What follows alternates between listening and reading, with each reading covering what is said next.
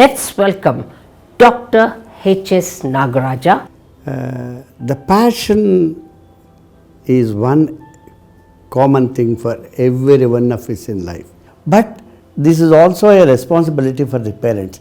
How much quality time do they spend with their children? The environment, what instances really made you think I'm going to go into being a teacher? Even the ideas of how we should live our lives is also made up in that period. Not that we have to thank Corona, but we have a takeaway which is still good. Going forward, technology can only help us reach rather very large numbers. In a country like India, the population is very high, lot of children in the rural belt, still 80% of our population lives in the villages. Therefore, this has partly introduced the idea of an online learning. There will be probably in the days to come more of a blended learning, both the hands-on and the real classroom brick and mortar systems and also online. But there should be a very balanced approach to this whole thing, because you simply record something, upload, or somebody goes and talks to 1,000 people, that emotional touch and other things will be missing. Particularly when we think of children at the lower classes, the school level, it is the pleasant face of the teacher that the child looks for. Very often we see when we go and meet our family doctor with lot of pain and all that, the doctor says, hey, you are fine. Everything is good with you. Why do you worry? I know your health. If he says, half the problem is solved. Exactly same way, children love a particular subject. So all of us know this. In a particular school, everybody does mathematics well because that mathematics teacher is good. So that relation will not go. Therefore, at the lower level where cognitive development, the concrete experiences are very important, still the classrooms have to go the offline way, and as people evolve, can appreciate more and more of abstract things instead of travel and wasting, adding to pollution, adding to the nuisance on the road. People can sit at home and learn. In fact, IT industry has a lot of takeaway, particularly a lot of people working right in their garden place or somewhere in the village, they are doing that work. In some sectors, yes, it has done a lot of help, reduce pollution. We see birds in Bangalore which we never saw. Absolutely. So a lot of good things have happened, and therefore this is the time to analyze what can happen online and what can happen, what should happen online. And at higher level, imagine as a professional, I want to acquire some more knowledge. Lots of course can be given online. I don't have to travel, burn petrol, produce pollution. I think Corona has both the present. When we remember some of the people whom we have lost, I think we have gone through the worst of times. 100 years, I don't think we had this. And in our generation, we have not seen this kind of misery and trauma. I agree with you. But I think we have learnt a lesson. I think what has happened is that since COVID came in a time which was least expected, one thought that we would pass it off like a flu. It went much beyond. So the non-preparedness of COVID is one that hit us really hard. And a second wave that we were still not prepared was again something that hit us hard. So it taught us a lesson. But at the end of it, it also taught us to become hygienic and to wash our hands. I can't remember a day that I would have washed my hands, say 10 times a day. I would never, okay. But now I know I have to wash my hands 10 times a day. So, which is good. Washing your hands is a good sign. And secondly, also when you're seeing the net or you're seeing your computer for e-classes, you can attend 3 courses in a day without moving out. I mean, this would have never happened. And the amount of time you would have spent waiting at the airports to go and reach another destination, all that is gone. So I would say I would bless COVID, though of course I wouldn't want people to die. I mean, that is something that I would not have wanted. But then there is always pluses and minuses. But one other very big thing has happened, which I think I should add here. Most people didn't go to doctors and hospitals for small cough and cold. They know they can live with home remedies or with nothing. A cold would go in 3 days without unnecessarily popping up pills. So a lot of good things it has done, Yes. in addition to what you have said. Absolutely. But the healthcare system got paralyzed because of the Yes, the enormity volumes and of unpreparedness both. That was Every country has been here.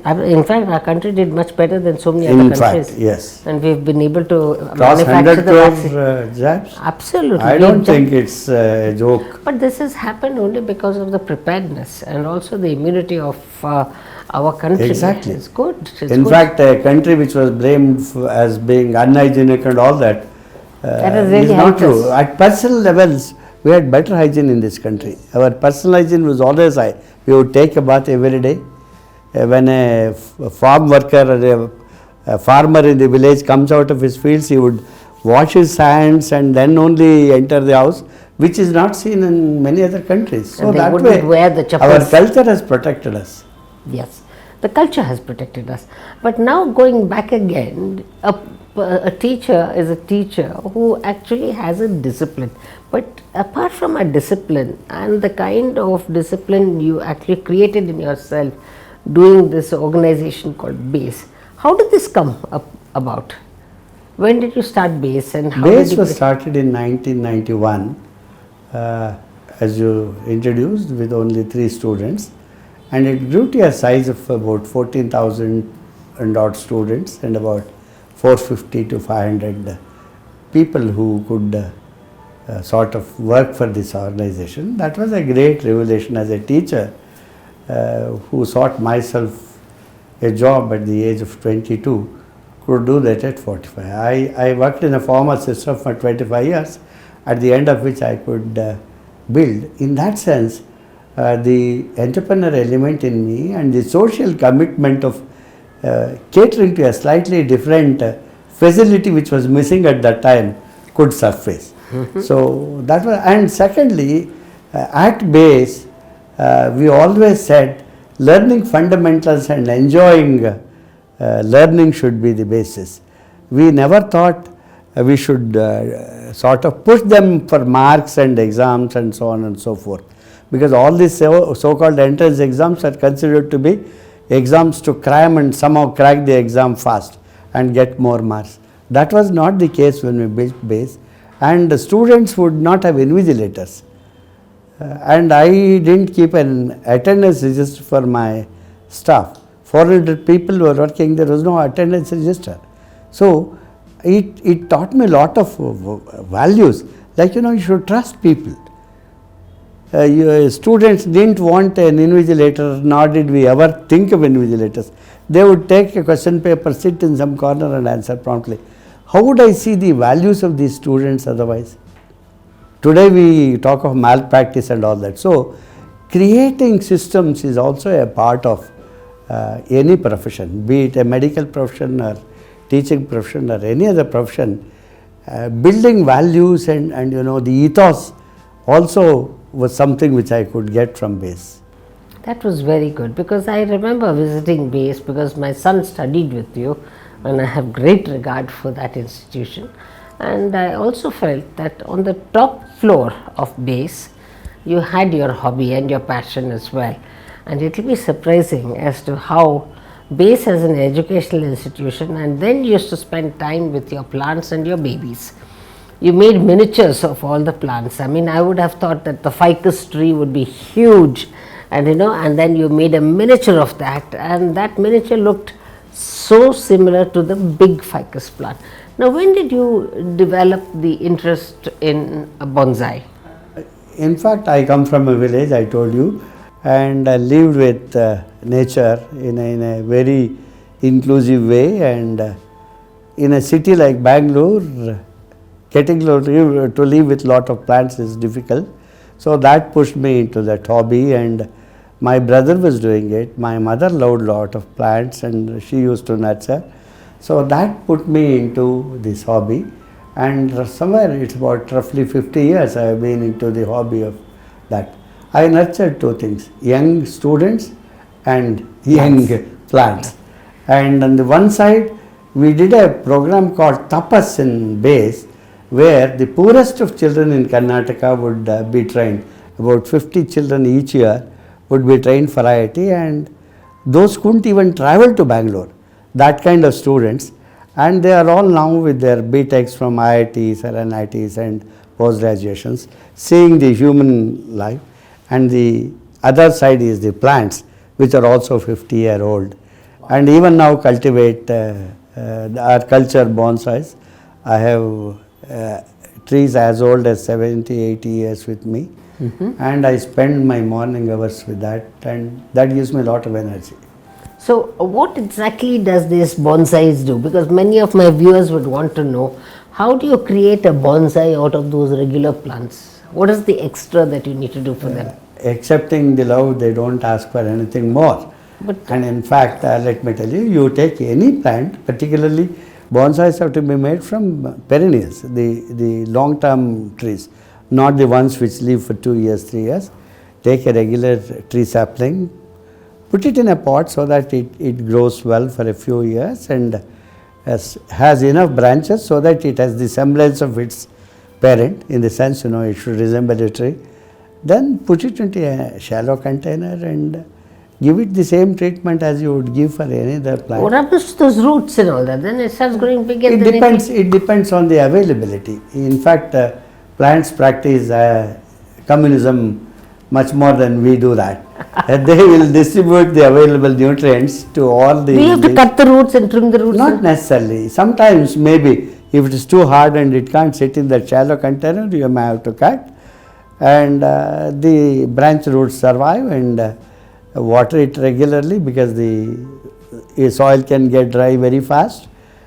So you take care of them like any other plant that way. So what kind of plants can be made into Ideally the taproot plants or even gymnosperms are fine. Excepting palms, you can do it with anything. Okay, so not the fibrous roots.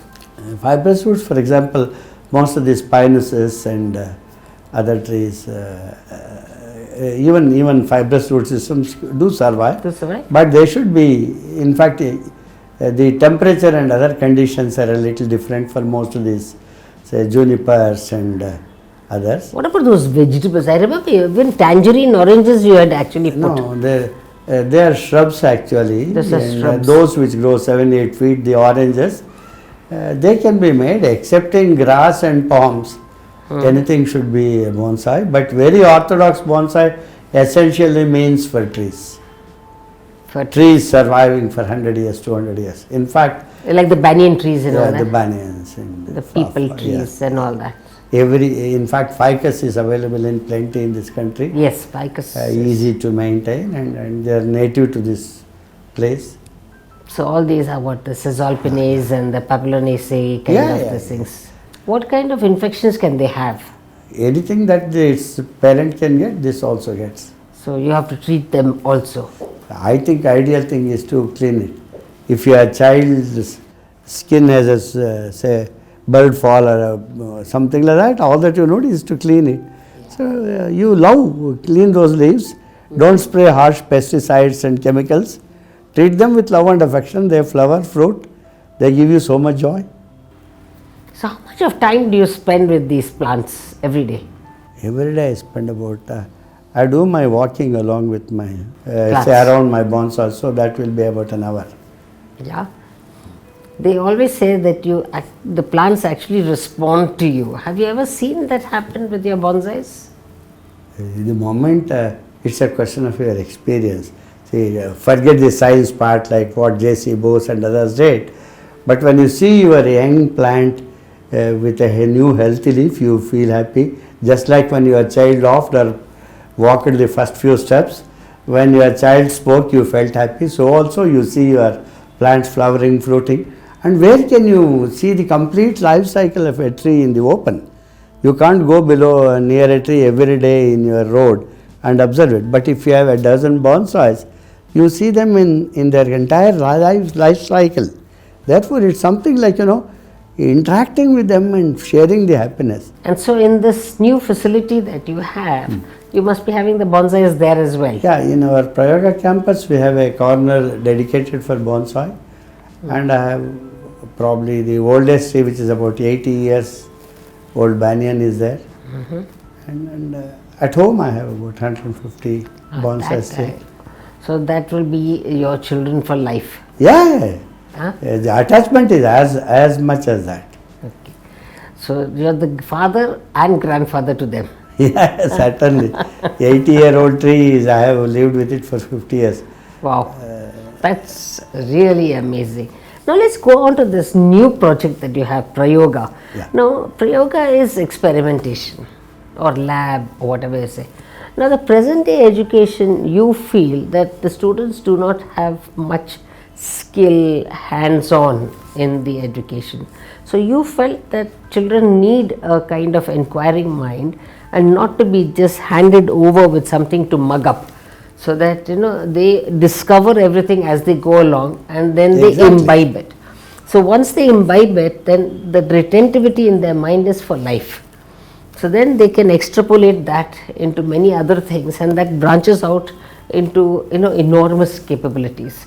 So if you say that, so your lab, that Prayoga lab, is actually going to do just that, and you've had your trials and the beta trials as well is over. Yeah. And now you're ready to start off, and this is somewhere on that road towards Kanakapura. Yeah, we are on Kanakapura Road. It's a very modern campus for children to come and learn, and it's a facility free for children, particularly the deprived class in our society can't afford even the normal things that the affluent or the middle class can get. So that's one of the social commitments which made us build a campus of that type.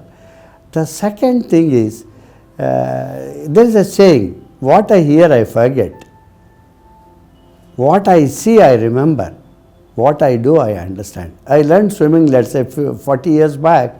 Even if I have not been able to do swimming for some time, the moment I get into water, I get back that ability. I can swim ashore. This is life. Exactly same way is our human capabilities. Anything that is experiential, anything that you have discovered for yourself remains with you for a lifetime. Unfortunately, we learn science in most places by the way we learn history. Akbar did this, Babur did this, Ashoka did this. Here we say Newton did this, Einstein said this. So we don't learn science very different. And we go to a lab and do some experiments. You have already learned something in the theory, you go and just verify. You don't discover. You are not training the mind. You are taking the products of science into your memory, but the process is equally important or even more important. If I do not understand or have the same experience as what Newton did to discover his laws, I cannot innovate or do anything new. The future generation requires to be great scientists, engineers, doctors, whatever in this country, to be meeting their own requirements and also to compete with the rest of the world. Yeah. How many Nobel Prizes have we got after C.V. Raman? We don't have a Nobel Prize in this country. No, we Are we have, not but intelligent? We are. we have Indian born, Yes, but they're all everywhere. US. Therefore, we need to have a country where the children are really good, Inquiring mind. but that inquiring mind. So, Prayoga is an experiential learning platform with about 30 plus people here, about 20 researchers. The researchers who have done their MScs or PhDs interact with those kids. They develop the content, they design the experiments to discover that experience of step by step, logically coming to an end point where they discover the laws. When you are told to do a particular experiment this way, it's something like you know one way of doing things. But if you explore like a researcher, you know 10 ways that it does not work also. So there is learning even in your Experimenting. experimentation apart from just the formal one line kind of journey. That shouldn't happen. So Prayoga does that, and it caters to two kinds of people. It basically tries to see how children think and learn in this present day society. They have a very different psycho-scientific and technological environment around them, they think differently, they work differently, and curiosity is met for these children instead of just the rote memory. You give your child a toy, the child plays for 10 minutes with the toy. Then when the mother or father is not there, it tries to break it and see what's there inside, because it wants to know the why and how.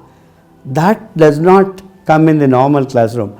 But in this inquiry based approach, children will learn to ask questions, why this way, why not another way, how does it happen, why does it happen, all such questions come, and therefore we are trying to learn more of that across a large population of students, going to different schools with these models for those who are interested, and getting children to our facility and helping them learn this way, and enough data for understanding what interventions are required, how children have to be educated for the future. It's not enough if they know things. The future world is going to be very different. They should be able to learn, think and evolve to meet the future needs of society. For that, this is required. Another is we are also giving research projects for 9th, 10th class children, so that they become young researchers, so that the future scientists of this country should start getting the right kind of inputs right from school level. These are the two basic things that we are doing at the new center.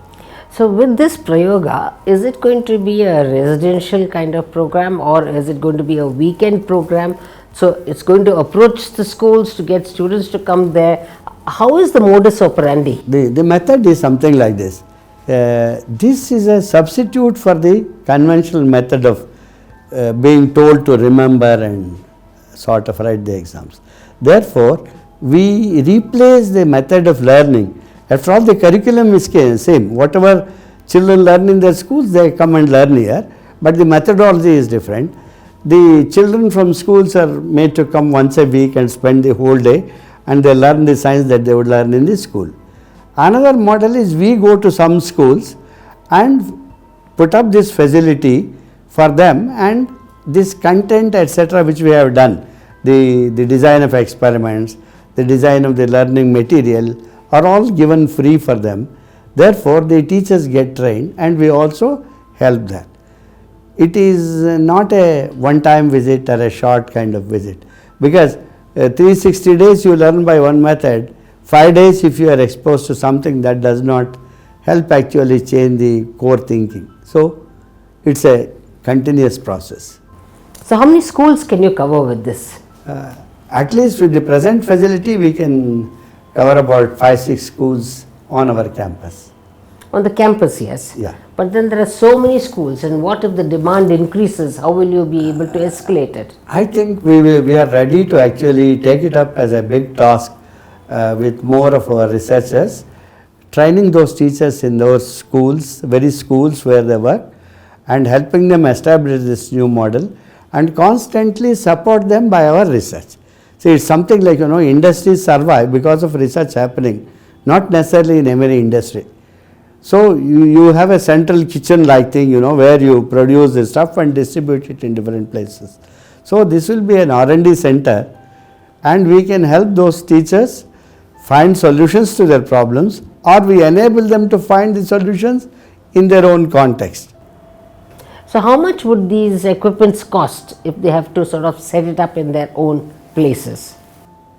In fact, those details depends on the number of students, etc. But as far as the facilities at our place is concerned, it will be free, but it will not be a very expensive thing. But the benefit, compared to the benefits that the children are supposed to get, it should cost probably a few tens of thousands, which every school should be able to. Well, that's very interesting, Dr. Nagaraj, because this is going to change the paradigm in education. Exactly. From just look and see to look and do, and that is going to be a total shift in the mindset of children, which I think is going to be revolutionize the way the child will actually perceive the education. And going forward on this, I think Prayoga will sort of give a big impetus to the policy makers for the education, and hopefully get that this particular method can be introduced into the education policy for the next 5 years, so that this can be actually mandatorily put into the schools so that they will follow this. If it's not going to be that expensive, I'm sure the schools will be able to follow it. I think with scale it always cost comes down. We have seen technology cost always comes down. So large equipment requirement will bring down the cost of production, and ultimately it's for the policy makers to choose, but they need authentic data. I think that's what Prayog is trying to do now. Yeah.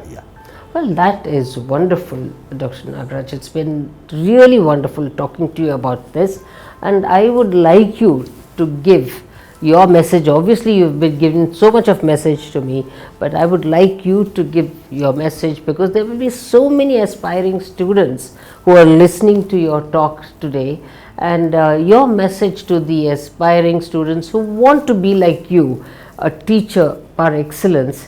What is your message on how to go ahead in their careers to becoming a teacher? Teaching profession, as you remarked in the early part of our talk, is not something which would attract a lot of money, but the pleasure that it gives is something amazing. In fact, we remember most people for their contribution, and teaching profession and healthcare, that is doctor's profession, are two professions where you are always remembered if you have done your job well. Every child born should be living healthy, and that healthy child should also live emotionally, intellectually and spiritually healthy. So the health of a society depends on these two categories of people. I am sure as youngsters, you should be able to come into teaching profession as much as into other professions. And today, fortunately, even this teaching profession gives enough comfort for the next generation. In fact, in a country like Finland, teachers are the most heavily paid. In fact, if a society has to progress, if a nation has to progress, teaching profession should be respected, and I am sure it's all in our own hands to make it respectable and highly sought after. I think youngsters should look at teaching profession as one of their priorities. Thank you very much. Thank you, Dr. Nagaraj. It was a wonderful expose that you've given us, and I'm sure the viewers have enjoyed interacting with you and with us, and I'm sure that they will take back wonderful memories from what you've spoken, particularly about the prayoga that you've spoken to, and there will be inquiries about this, and perhaps as we go along, those inquiries will be passed on to you, because this is something that we are going to be looking at, not only class but masses, and lots of people are going to be looking at this, and that's what we want for the country. If we want a really strong India, we must educate the masses, and that's what I'm looking for. So dear viewers, we have Dr. H.S. Nagaraja, a true educationist with a quest for education. I'm sure all of you have enjoyed this session as much as I have. See you next week with another episode of Dr. Kamini Rao's Masterclass.